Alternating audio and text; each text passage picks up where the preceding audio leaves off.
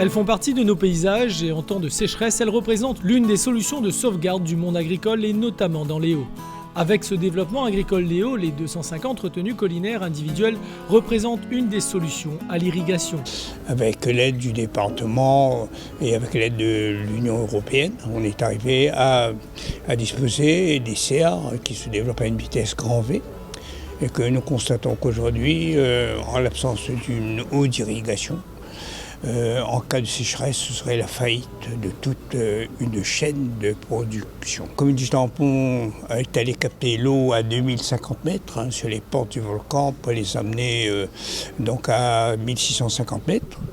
Le président du département, le conseil départemental nous a suivis et aujourd'hui on montre bien que l'eau devient une arme pour terrasser la sécheresse.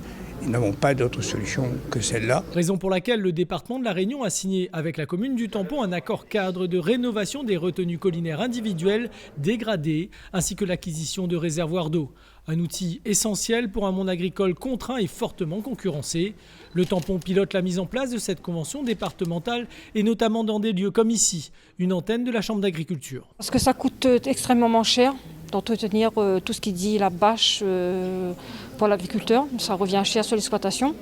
Et puis peut-être aussi, il faudrait essayer de faire comprendre aussi aux gens, aussi aux agriculteurs, de surtout entretenir les espaces autour des retenues, c'est-à-dire ne pas laisser en friche et tout ça pour que la friche ne tombe pas justement, qui dit arbre ou quoi que ce soit, tombe dans les retenues pour faire des impacts dans les bâches et tout ça. 600 000 € sont alloués à cette aide avec un plafond de 50 000 € par retenue collinaire individuelle. Un dispositif du plan de relance qui se matérialise par sa proximité et la fluidité du montage des dossiers, une maîtrise d'ouvrage de la commune. Il n'y a pas de solution type pour l'irrigation. Ce que l'on sait, c'est que d'une part, le département intervient fortement sur les grands périmètres irrigués, les grands réseaux hydrauliques. C'est évidemment extrêmement important sur un territoire insulaire comme la Réunion d'avoir du structurant, d'avoir des gros réseaux, d'avoir des grosses capacités de stockage.